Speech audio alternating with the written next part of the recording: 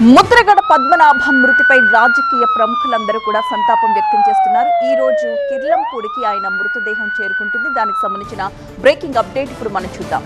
ముద్రగడ భౌతిక కాయాన్ని హైదరాబాద్ నుంచి కిర్లంపూడికి తరలించారు.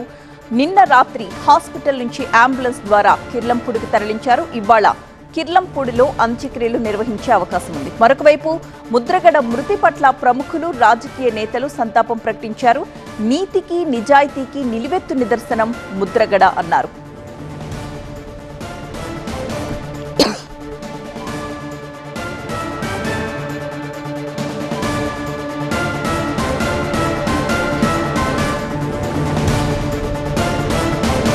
ముద్రగడ భౌతిక కాయాన్ని హైదరాబాద్ నుంచి కిర్లంపూడికి తరలిస్తూ ఉన్న దృశ్యాలు మనం చూస్తున్నాం. నిన్న రాత్రి హాస్పిటల్ నుంచి అంబులెన్స్ ద్వారా కిర్లంపూడికి తరలించారనే మృతదేహాన్ని ఇవాళ కిర్లంపూడిలో అంత్యక్రియలు నిర్వహిస్తారు. మరొక వైపు ముద్రగడ మృతి పట్ల ప్రముఖులు, రాజకీయ నేతలు కూడా సంతాపం ప్రకటించారు.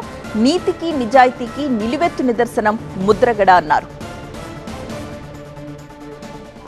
నీతికి నిజాయితీకి నిలువెత్తు నిదర్శనం మన ముద్రగడ పద్మనాభం గారిని కోల్పోవటం మనకి చాలా దురదృష్టం.